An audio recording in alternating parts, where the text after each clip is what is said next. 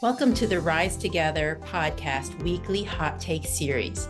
Every week, we're going to bring you powerful stories and strategies from leaders who are making a real impact by building stronger, more resilient communities. Get ready to be inspired, motivated, and equipped with the tools to thrive in both your personal and professional life.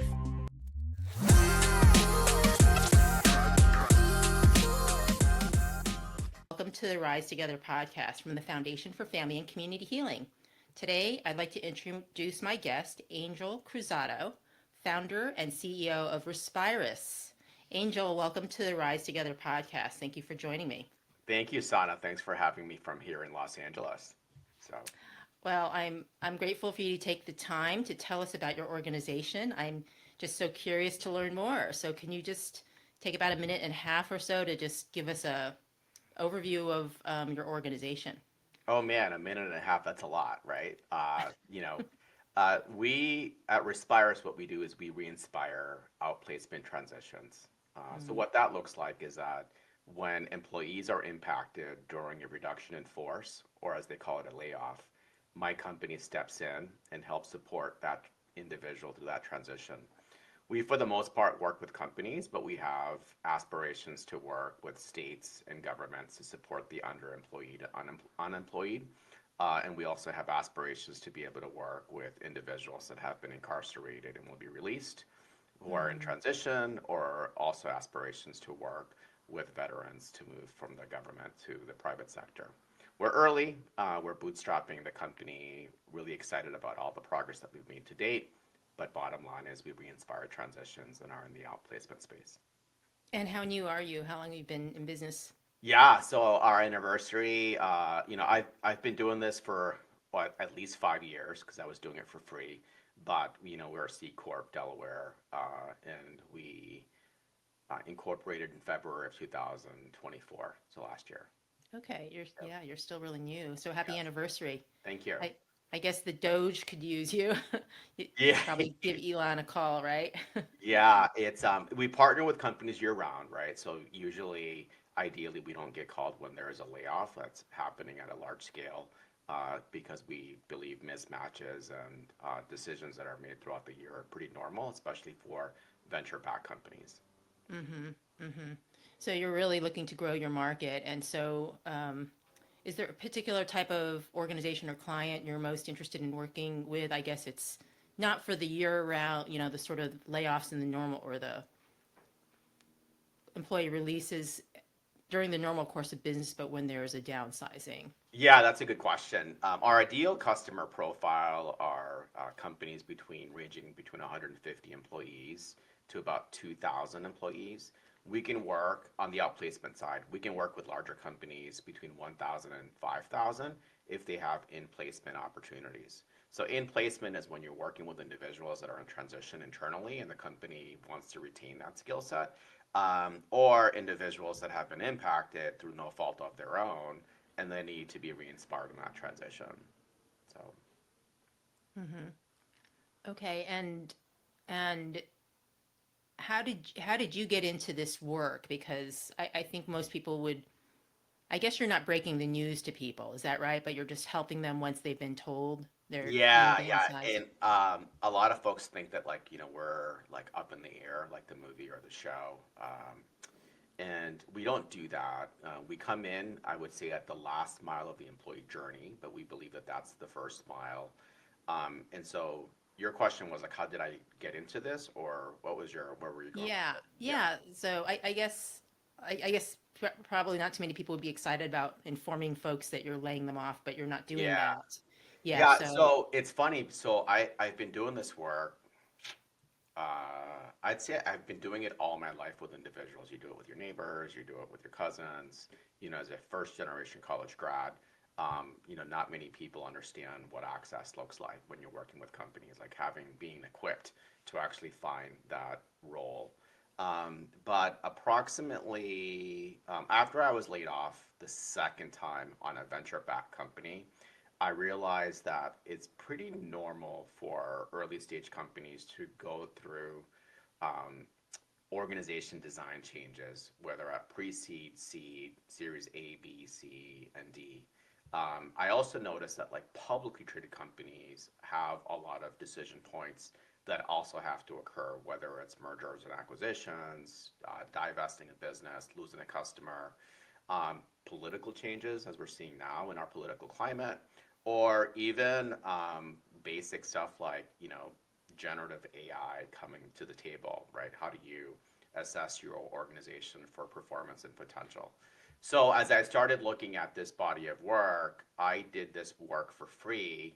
Then I did it on occasion a couple times with a couple different companies, onesies and twosies. And then word just started getting out on how we were re-inspiring individuals through their transition.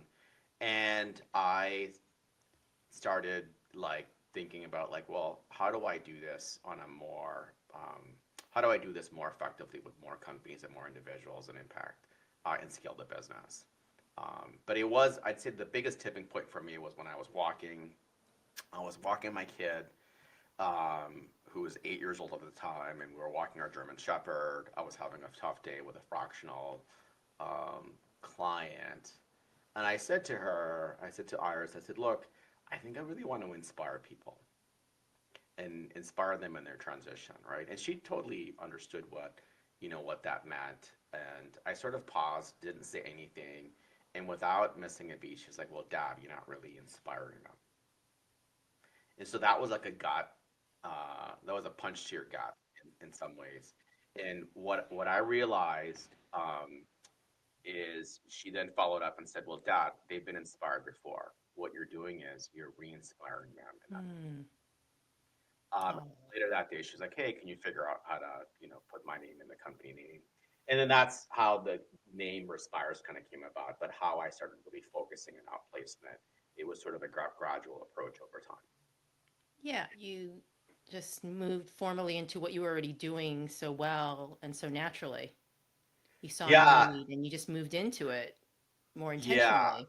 And I think Hmm. I would say like in moving into the space, I think the tipping point is you're when you go to grad school, you're almost like built to kind of follow the the sequence of motions of like what you think your career should look like, right? Like how do you Right. move from a associate to a manager to a senior to a director to a VP. And when you are a founder, of a company, you literally have to unpack and unlearn all those things collectively and start to kind of think through like what is your purpose. And so from that journey, we start to kind of think through about how do you build your purpose. And one of the things that we do really well at Respirus is that we coach to what we call as the career prayer, which is your ability to activate your network by manifesting what you want to do with purpose. Mm. Yeah. So important because we've lost sight of meaning and purpose, chasing the so-called American dream, like money and position and material wealth, and so so what a beautiful service. Thank So you. Yeah. so how would you say your organization is different from similar ones? Yeah, Others so in there's a your lot of players in the space. So there are companies that are multi-billion-dollar companies that most HR professionals use as a sort of a check the box sentiment. Then there are what I would consider are the lifestyle companies or individuals that do this for like a lifestyle. Like they'll do, basic resume. I think what differentiates us, we're different. Our differentiation comes in multiple ways. Is one is, we partner year round with companies, right? So we partner with HR, finance, and legal teams to like minimize their risk. When we do that, we use job search coaches that a deep have deep empathy for doing this body of work. So they do this as a side hustle. It's not their main hustle. That ability provides us the opportunity to use individuals with relevant skill sets, with relevant work, with relevant experience to support people in transition. So I'd say that's, a component, of our marketplace. The second thing that we do that I would say is really important is that our framework in coaching to the career prayer is incredibly different. So when I explain to folks, like, I know that the word career is by itself pretty generic, but career with prayer together, those two words are either magnetic or radioactive. And people react in their own kind of way, however they grew up. And the way I kind of like to frame it is that, well, every individual is time bound by activities that they're manifesting. So if you're taking a yoga class, you are manifesting or setting intention for 75 minutes. If you are in a company and you're doing OKR or goal setting, that's typically a 3-month goal setting process. If you're at the end of the year, media will say New Year's resolutions. And if you are suing someone in U.S. District Court, a U.S. District Court judge is going to say, what is your prayer for relief?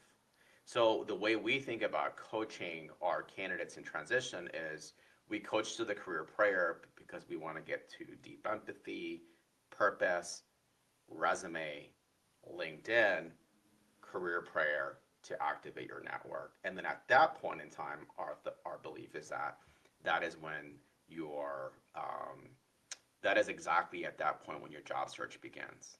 And so when your job search begins with intention and purpose, then you can really start honing in and going after companies that you're incredibly passionate about versus hiring someone to do your resume and putting it on a bot, applying to every single job that you see online, being directionless, trying to figure out why you're swiping, is it left or right?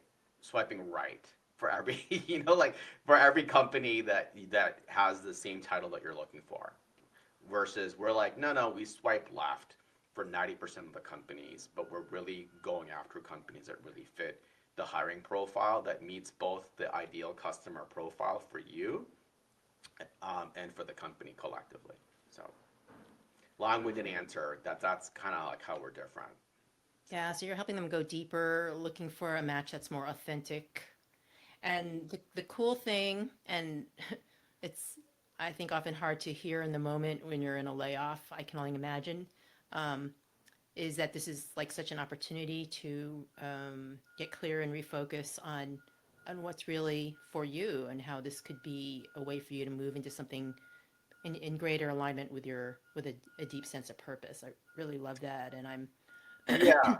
it's something that we really focus on in our learning platform at the foundation as well. Mm. Yeah, the stages of job loss and the stages of grief are in some ways Right. cousins. And when I say Yeah. that, It is a loss. It's a it's loss. a loss and there's trauma involved, Yeah. right? And in that trauma, I think it's really important to uplift, right? And companies will, for the most part, when you work with a company, they'll do a great job of like onboarding you, giving you the swag material, sharing their core values, their competencies, their mission, and how they work, making sure that you've got a buddy and you have lunch. They do all these activities to kind of get you incredibly engaged. They'll even send you a survey and you're in the hiring process and say, like, do you have a best friend at work, which is one of the Gallup questions. Yeah. However, who's your best friend when you're in transition? Yeah. And what we'll realize is that when you're in transition, um, you support you, and you do feel at times like um, and it's an incredibly lonely, experience. It's almost like I want to say the Scarlet's letter, but I don't think that's the right analogy. But you feel shunned by your own community that supported you at one point in time. Yeah. Yeah. Even if it was no fault of your own, Yeah. or even the company's fault, sometimes just things happen. Um, so it seems like this work is just, it's always been important. And right now, in this moment in time, it just seems so critical because so many people getting laid off and moving into crisis pretty unexpectedly. Um, do you do you foresee that this trend will continue, and or what do you foresee for your industry going forward? I would say the outplacements. There's a lot of things happening today in the outplacement space. I think a few things are happening, and we're in a very tricky position. I'd say one is technology of AI and agentic AI is shifting not what we do, but it's how we do it. The second thing that's happening is our political climate is redesigning their organizations or their ecosystems and their structures, and they're redesigning it at the baseline level, which is the federal government. So the next phase of that would be state governments, local governments, and then municipalities, and eventually schools, right? And so the the shifts that we're seeing over the last 12 to actually 3 to 12 months is going to shift down the road, in my opinion, over the next 3 to 4 years. And so it's important for that every individual really take a deep look at sort of what's happening in their ecosystem and really focus on how to manage like their own transition to empower them to be in control of what their purpose is as they move down the road. So, And just to reiterate, you partner with organizations. So if somebody finds themselves out, downsized or laid off, and you don't have a relationship with their organization, they would have to find somebody who supports individuals. Is that correct? yeah, Do so you, that's do you have a that's program for them? one of my coaches said to me is like, hey Angel, the work that you do here, like you can't be selfish about it. You have to figure out how to unpack this service and provide it to individuals in addition to working with companies. Our The baseline of that is that when you're building and scaling an organization or a company, you have to focus on retention and referral. So you have to first create the business. We do believe that we've got opportunities to do group coaching. Opportunities are to do like monthly webinars to like engage individuals and share with them our secret sauce and kind of how we engage with them, how we help individuals manage that transition. We are kind of looking into that, but for the most part today, we are focused in building partnerships with companies to get to the spot where we could actually use the revenue to kind of reinvest in building opportunities for other individuals in transition. Yeah, and aside from just humanitarian reasons, I mean, is there a reason that organizations would want to make sure that they work with you? Like, is there financial or legal implications for them for not employing somebody like you in these processes? Good question. I mean, the reason why we exist, first of all, our mission is to ensure that no one experiences transitions alone, right? Companies want to use us to mitigate their risk and liability. So, finance does not want to trigger the EPL&I insurance that runs between 50 and 150,000. Legal doesn't want to deal with a frivolous lawsuit. Leadership does not want to deal with, sort of like a negative Glassdoor reviews or deal with employees being pulled from a culture and climate point of view and distracted from meeting their mission and purpose. So we like to say that we step right in the middle of that conflict between the company and the impacted employee, and we work with individuals to say like, look, you've got a beautiful skill set in a specific area. How do we go in and triple click down on building that skill set of that capability at the individual level? From a company point of view, we also remind the company of the goodness and gratitude that they offer, but we also remind them that, look, as a company, you will have manager-employee mismatches. You will have performance management. You will have outsourcing. You will have redundancies. You will have mergers and acquisition. There are all these activities that naturally occur in the organization. You can't cast blame at the individual for that conflict that you have in building your business. So that's the space that we're in. Like companies that have deep empathy, want to re-inspire the people, should work with us for the most part. We're not a check the box kind of company. We're selective in who we partner because we partner year round. Our goal is not to kind of be a one and done. In other words, like you do a layoff and then like you kind of like leave and then you come back and you do another layoff. Like that's not the business that we're in. Like the business that we're in is like, Okay. look, we focus on transitions. How do we do that effectively? And I know you're pretty new. You're just a year old. Where do you envision your growth coming forward for either your organization or yourself in the coming years? Yeah, our growth is for the most part, the way I'm looking at the business is that like, we have an opportunity to work for early stage VC and private equity backed companies. Next phase is publicly traded companies as we build our marketplace of coaches. And then the third, fourth, and fifth phases, as I indicated when I started our call, is to work with agencies and governments in working with veterans to move to the private sector or move with, like, let's say, like, the smallest state is what, Rhode Island, right? It could be, yeah, maybe, it could be Rhode Island, right? Like, how do we work with the state of Rhode Island with their unemployed and underemployed, and to support individuals in that state to move to transition into other roles. And so if we do that effectively, and I think if we do that systemically, I think we can have a lot of impact in supporting many families in that transition. Mm-hmm. Yeah. Okay, well, wonderful. So final question, how would listeners contact you or get more information if they wanted to reach out or learn more? Yeah, I mean, all you have to do is, you can text or call, right? So it's 415-770-3380, and, we do pick up the phone. You could also send us an email at angel.cruzado@respires.com. Or you could do a Calendly appointment, which is Calendly/Angel Cruzado/CXO. And so we're here to support transitions however we can. So thank you. Well, thank you for your wonderful work in the community. It just seems ever so important, especially now. So thanks for joining us on Rise Together podcast, Angel. Thank you, listeners, for joining us. Thank you. Thanks for having us. Thank you for joining us today on our Rise Together podcast weekly hot take series. We hope you've been inspired by today's stories and strategies for building stronger, more resilient communities.